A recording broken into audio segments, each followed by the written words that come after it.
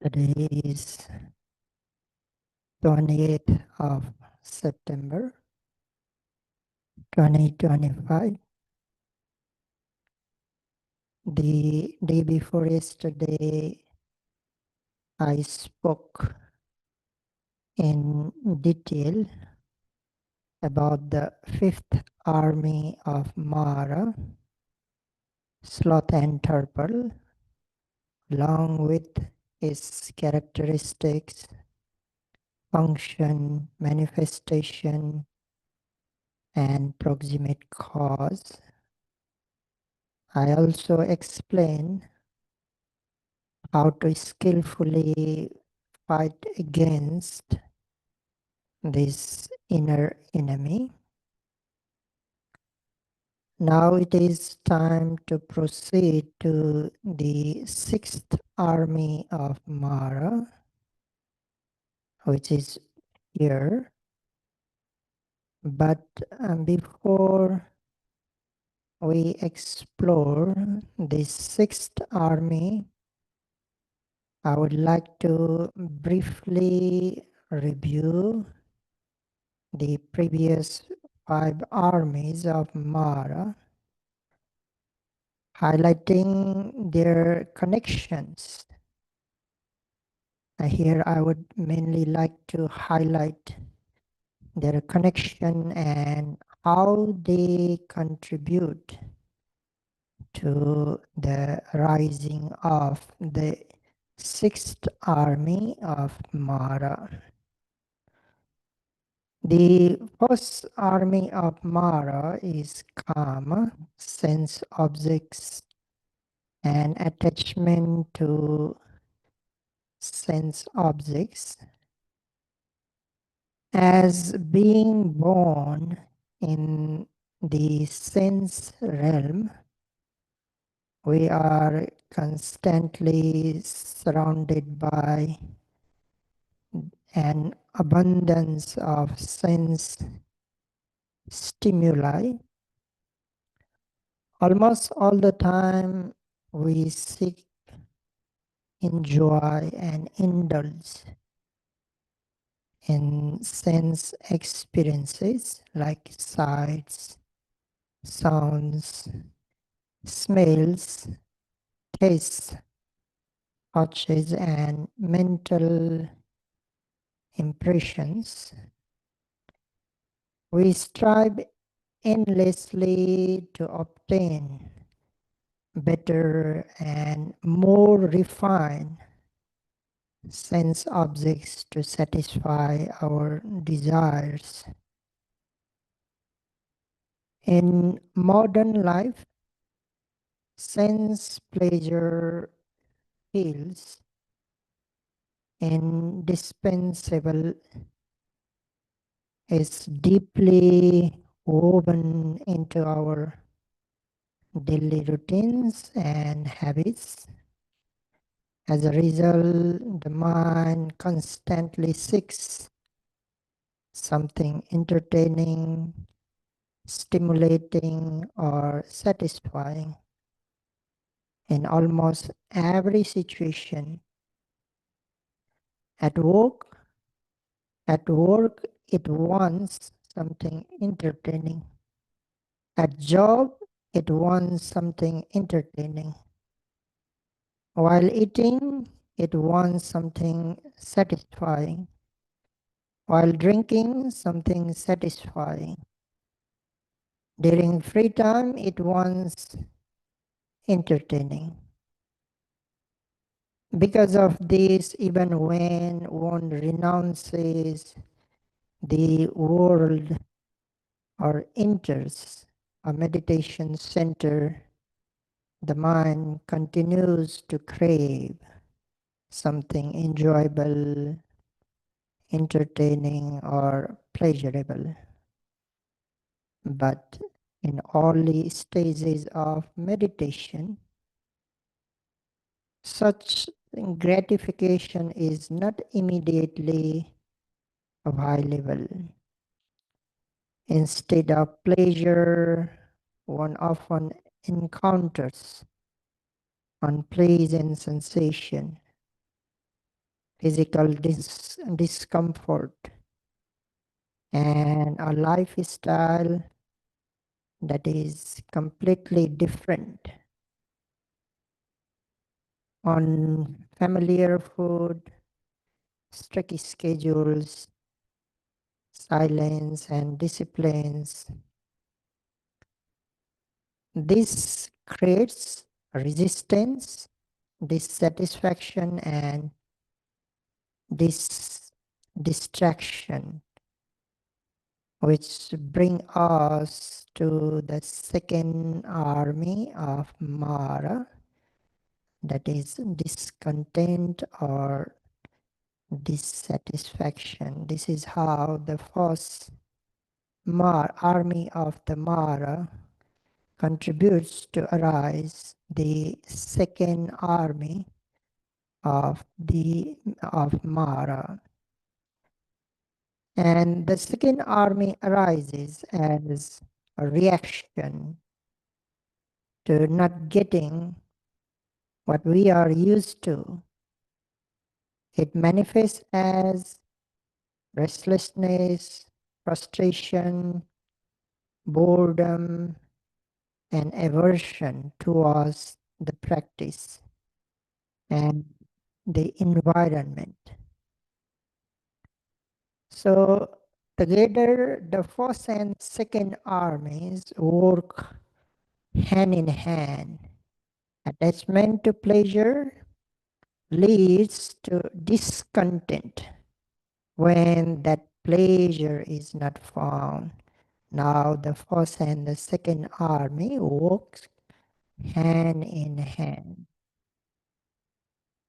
But if these two armies still cannot break your resolve, cannot drag you down from the practice, and you continue on the path with determination, then the third army will strike, that is hunger, thirst. This is not just ordinary hunger or thirst of physical survival, it is mental craving. The mind's deep-seated habit of seeking comfort, satisfaction, and distraction through various sensory means. Of course, it includes craving for food and drink, but it also expands to a desire of comfortable or stylish clothing, a longing for entertainment like music, movies, or social media, or a wish for mental stimulation or the emotional comfort through familiar activities, and so on. So this army does not just target your stomach, it targets your nervous system, habits, identity, and comfort zones. Out of this subtle hunger and thirst, the mind begins to bargain, maybe just a little of this, maybe just for a now, just for now. And if mindfulness is not present, one may begin planning or even acting to fulfill these desires, allowing them to materialize into subtle or overt actions. This leads directly to the fourth army of Māra, the force of seeking, searching, and restlessly grasping to satisfy cravings. It is the mind that cannot rest, always scanning for something to hold on it, something to consume, something to fix or improve. This kind of seeking is not always obvious. Even it can even sneak into the practice itself. One may begin seeking comfort, pleasure, or pleasant feelings in meditation, looking for bliss, looking for calm or something special to happen. This one last time I didn't mention. So when hunger, thirst is there, when mind wants satisfaction, then it does not seek only for the external things, but internally it seeks in practice as well.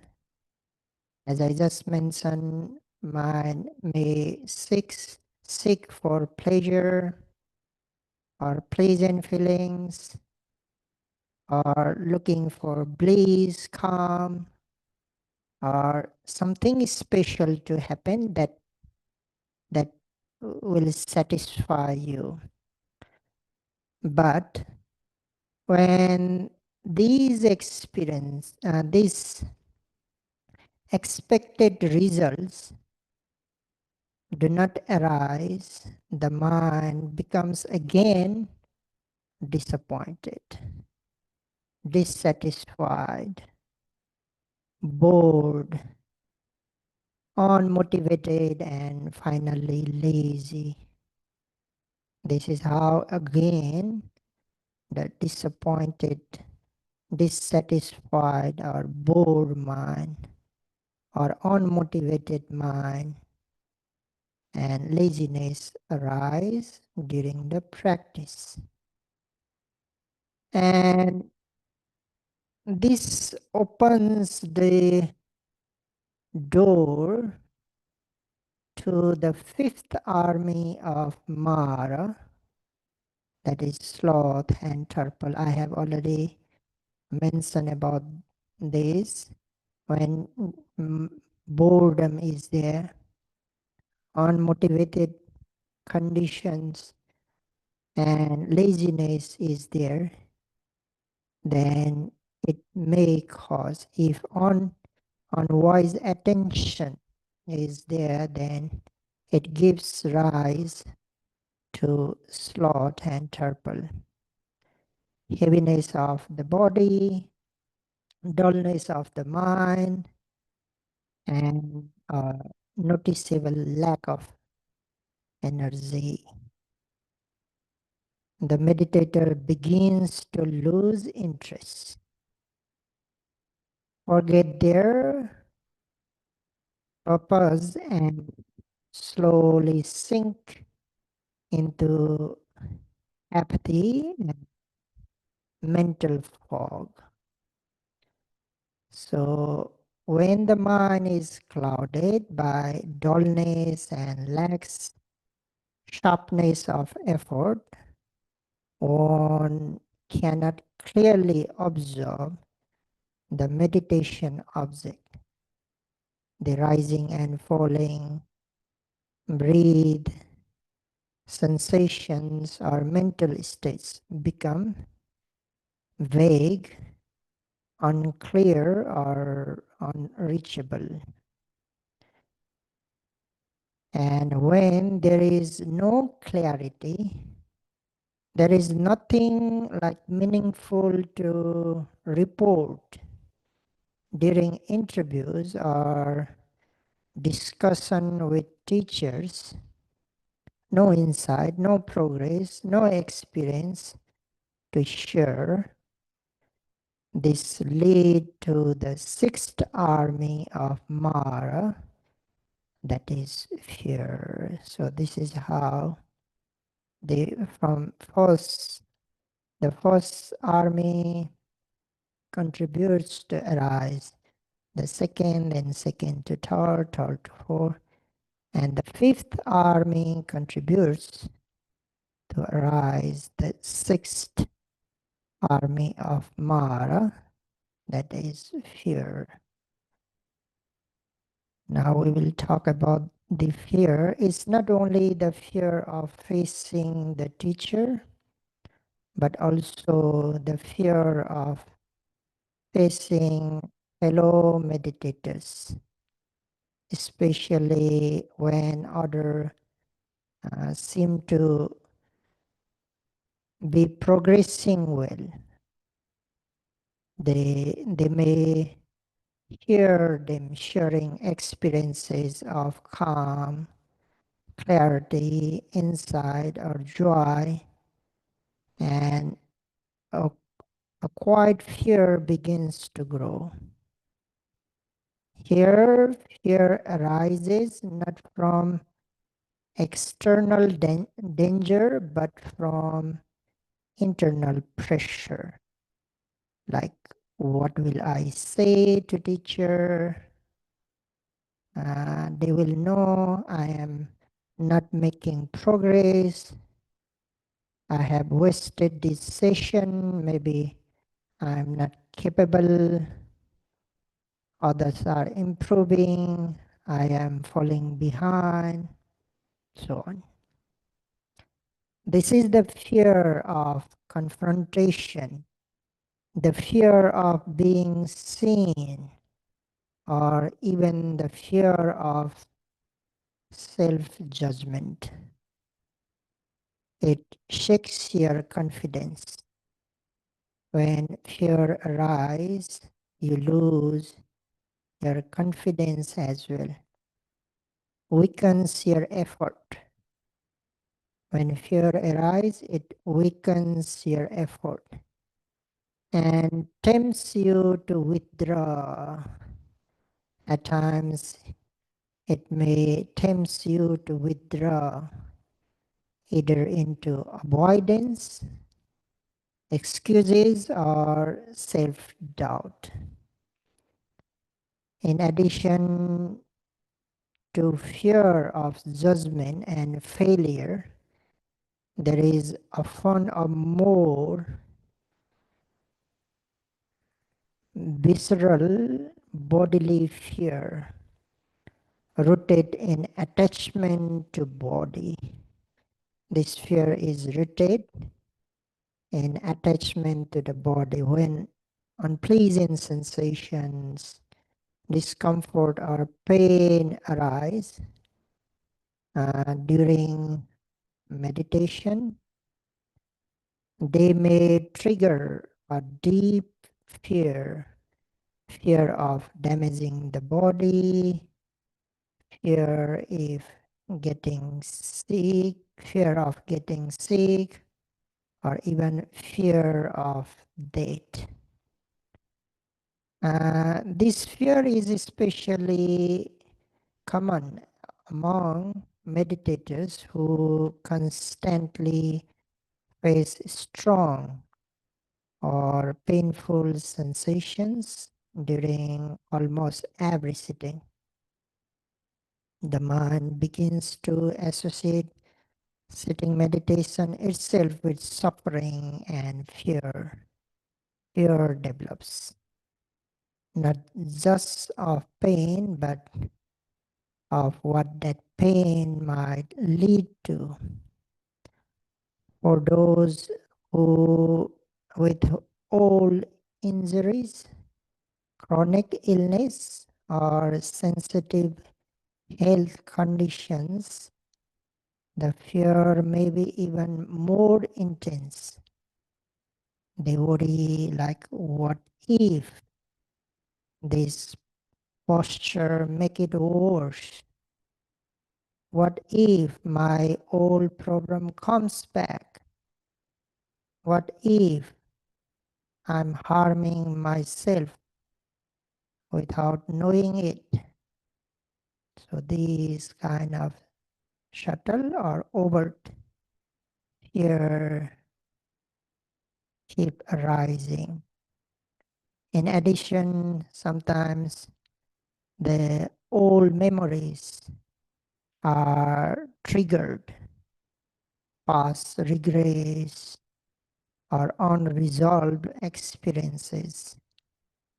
This gives rise to another form of fear, fear of remembering, fear of feeling deeply, fear of guilty feeling. These fear create a powerful resistance toward sitting meditation. The mind tries to avoid the experience. At times, the yogi may try to avoid even the sitting section. So the mind tries to avoid the experience entirely, convincing itself that it is not worth the risk, or the practice should be comfortable and gentle all the time. In this way, the sixth army of Māra tends to arise during the practice.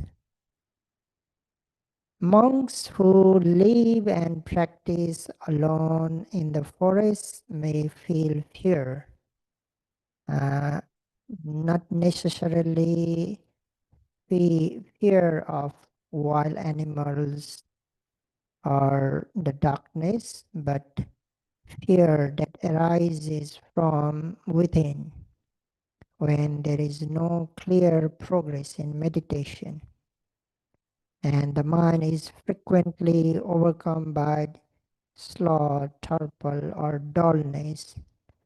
A sense of failure and helplessness can emerge. The solitude then magnifies the fear.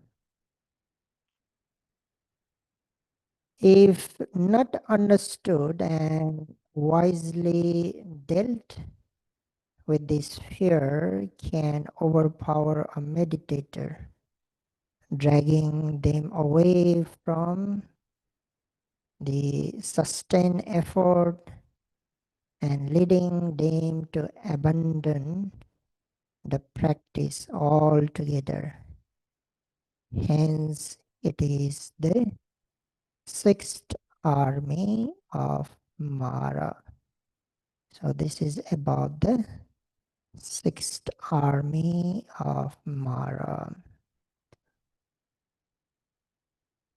If this army of fear cannot drag the meditator down or push them to quit entirely, then another army of Māra steps in.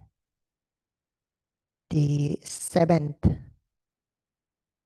in this sequence, the seventh army of Māra, and that is Vicikiccha in Pali, that is doubt. Now doubt tends to arise. And this is not just ordinary doubt, it is paralyzing, undermining doubt. Doubt about the path, doubt about the method, doubt about the teacher, and especially oneself. Why does this doubt arise? Because the meditator sees no visible progress. They are not experiencing calm, peace, or satisfaction. Instead, they are repeatedly encountering dissatisfaction, physical discomfort, sloth and torpor, and various forms of fear. Then mind tends to doubt. Is this technique even working? Am I doing it right? Maybe I should try something else. Other people are progressing. Maybe I am not suited for this. What's the point of all this effort? So these kind of doubtful thoughts tend to arise. This kind of doubt does not seek answers, it seeks escapes.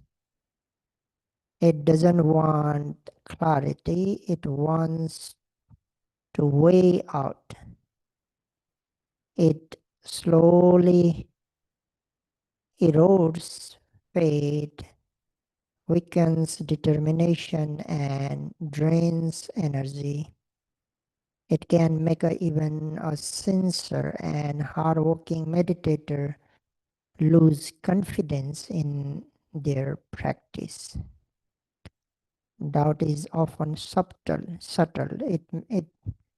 It marks itself as rational thinking, as caution, or even as humility. But underneath, it blocks commitment, clouds perception, and prevent deepening of meditation. As you know, this doubt, vicikiccha, is one of the 5 hindrances. The fifth one, we will discuss more later. There are 5 hindrances: kama, chanda, the sense desire, the first one. The second, the vyapada, ill will or aversion. The third one, thina midda, sloth and torpor, which we have already discussed in detail. Then fourth, uddhacca kukucca, restlessness and remorse or guilty feeling. And the fifth and the last one is vicikiccha, doubt. These are the 5 hindrances that halt or hinder in our practice. So the vicikiccha, doubt, is one of them, and it is vicikiccha in Pali, as I just mentioned, which has 2 meanings. So let's dive into its meaning. The first meaning is it is a mental state that lacks healing or is devoid of healing. Doubt is not merely not knowing, it is a mental illness, a state in which the mind is unable to settle, unable to trust, and unable to heal. It blocks progress, prevents clarity, and undermines confidence in the path, the teachers, and oneself. This is the first definition of the doubt vicikiccha. The second definition is doubt is mental exhaustion caused by conjecture. For example, a yogi. A yogi attacked by sloth and turtle will not be able to muster the continuous attention that fosters intuitive vipassana insight. If such a yogi were mindful, he or she might experience mind and matter directly and see that these two are connected by cause and effect. If no actual observation is made, however, the true nature of mind and matter will remain obscure. One simply cannot understand what one hasn't yet seen.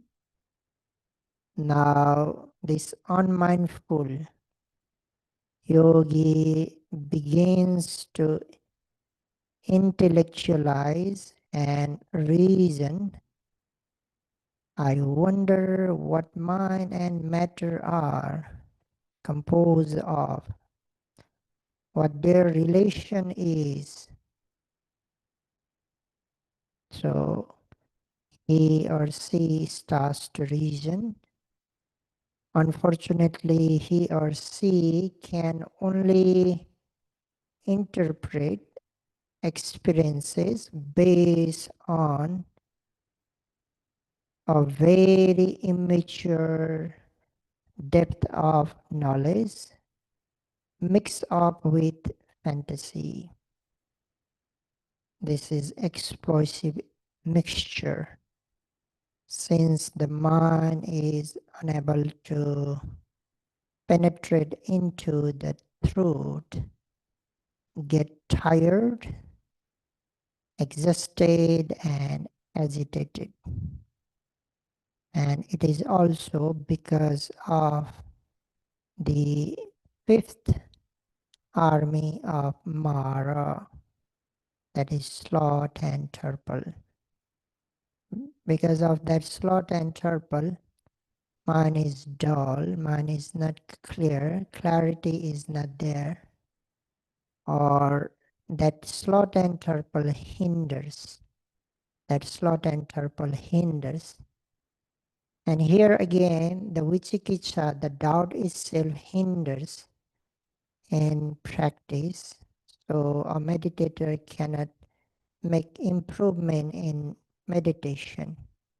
When he or she cannot make an improvement in meditation, when he or she cannot make progress, then he or she cannot develop the knowledge, the insight knowledges. And when he or she cannot develop insight knowledges, when he or she starts to think about the actual truth, he or she can't do because he or she hasn't seen, he or his or her mind is immature and out of reach of from his intellectual knowledge. So that's why his mind become exhausted, tired, and agitated. That is the second definition of the Vicikicca.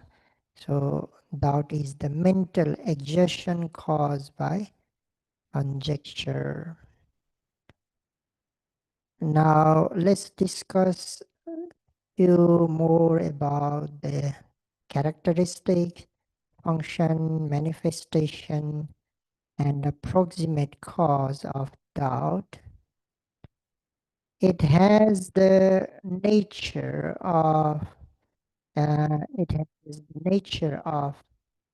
the indecision, being mentally stuck between alternatives.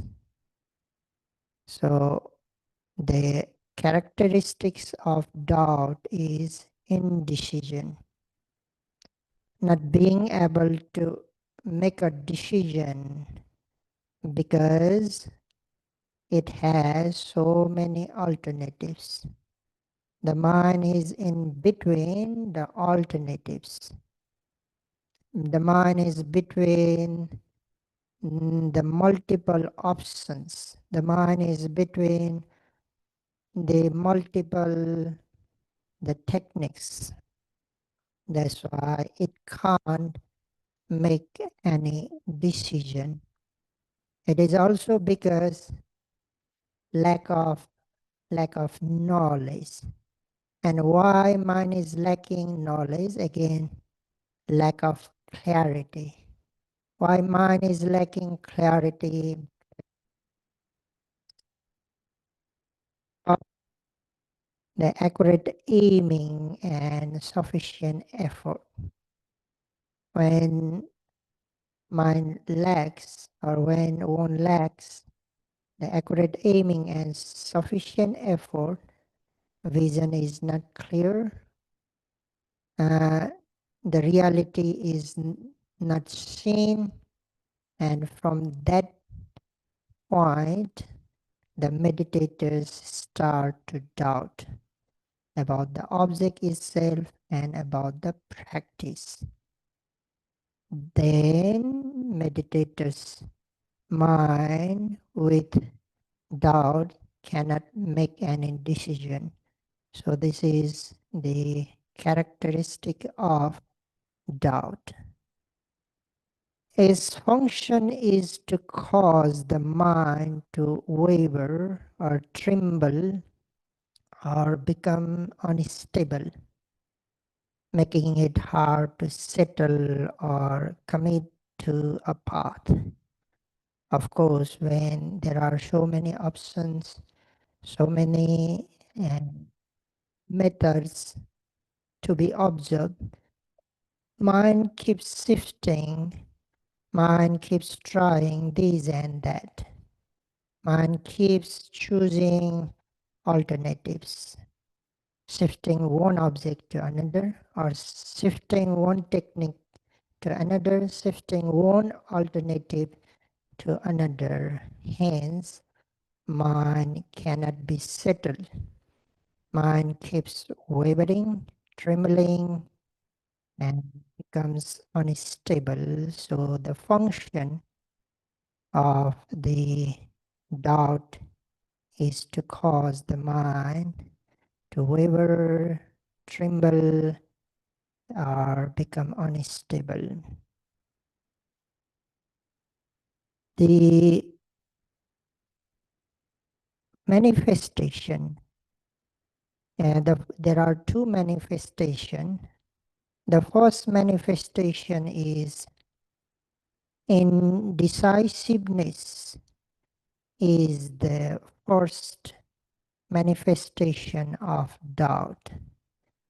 The mind cannot commit, cannot stand firmly, grasping at multiple alternatives or taking alternative options is the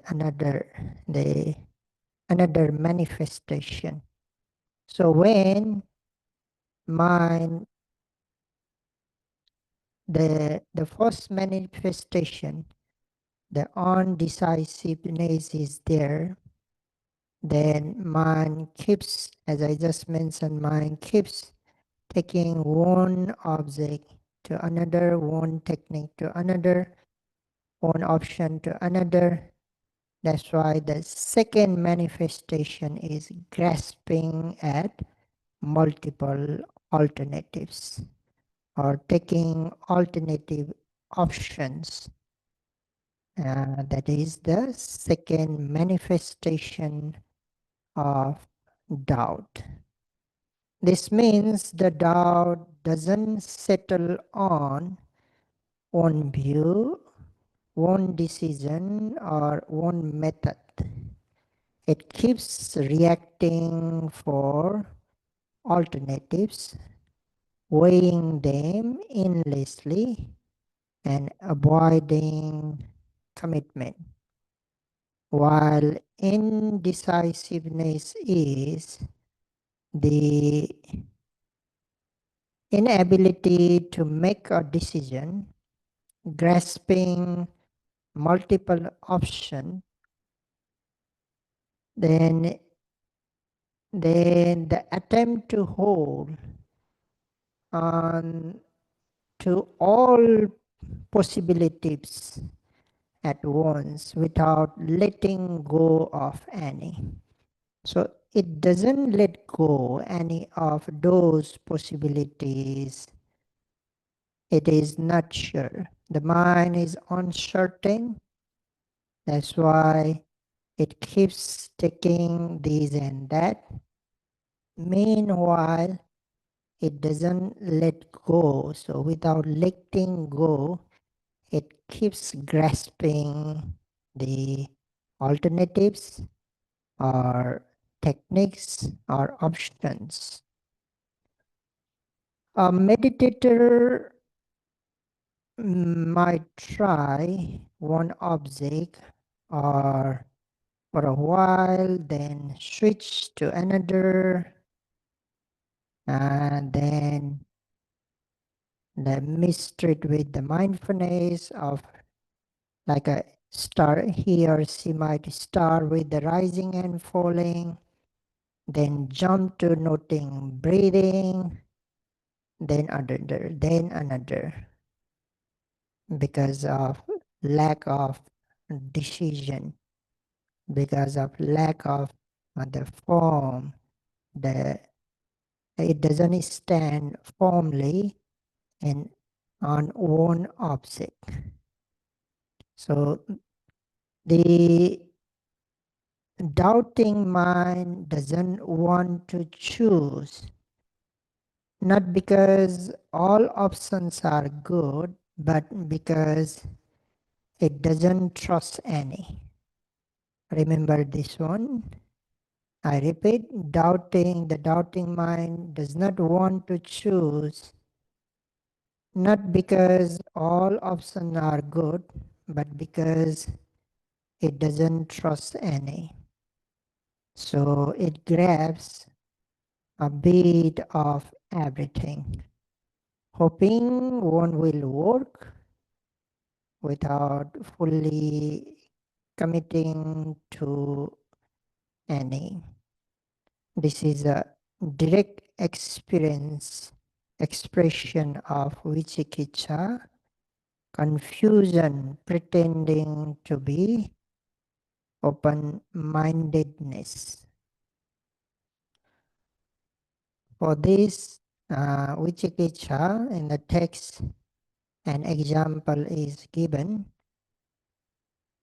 Just a man traveling along a wilderness road who has heard that the area is frequented by bandits and has seen signs of looted villages and smashed houses. And he heard sounds like the clash of branches or cries of birds. He becomes suspicious. and fearful, thinking the bandits might be coming, because he becomes uncertain at the time. Sorry, he becomes uncertain of which path to take.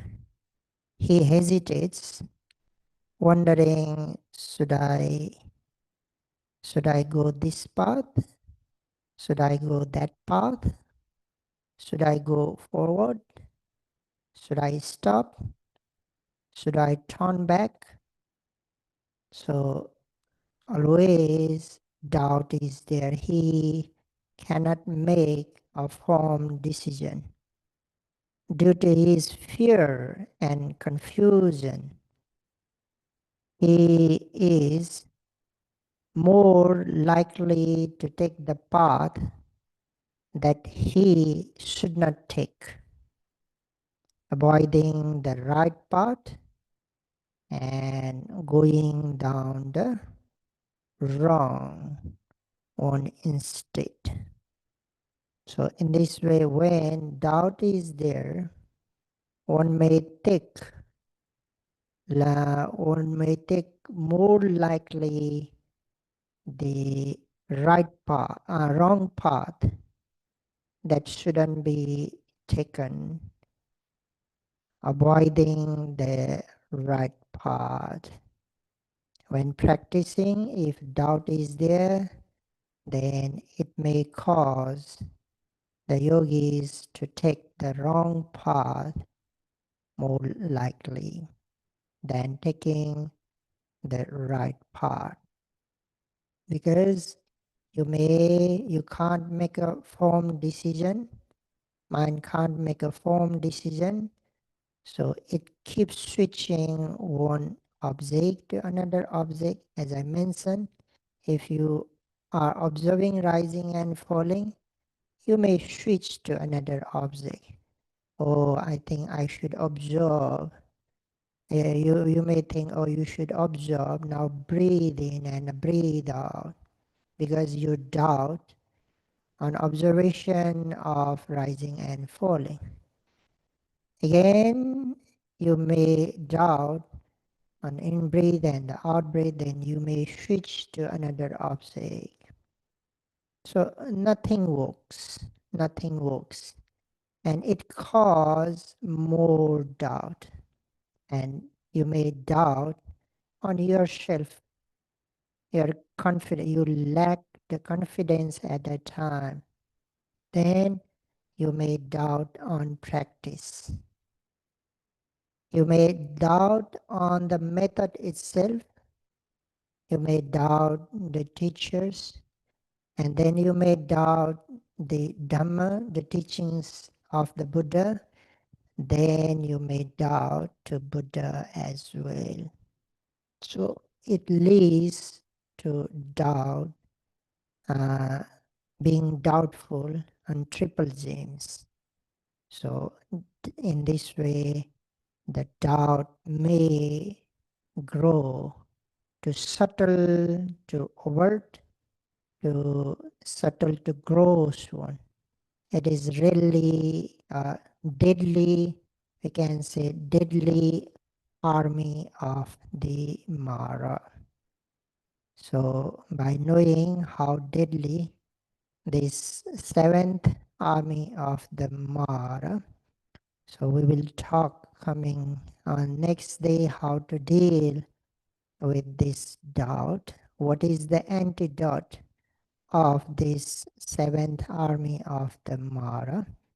So for today, so by knowing about the sixth and the seventh armies of the Māra, may you be able to fight against them, and by fighting with them.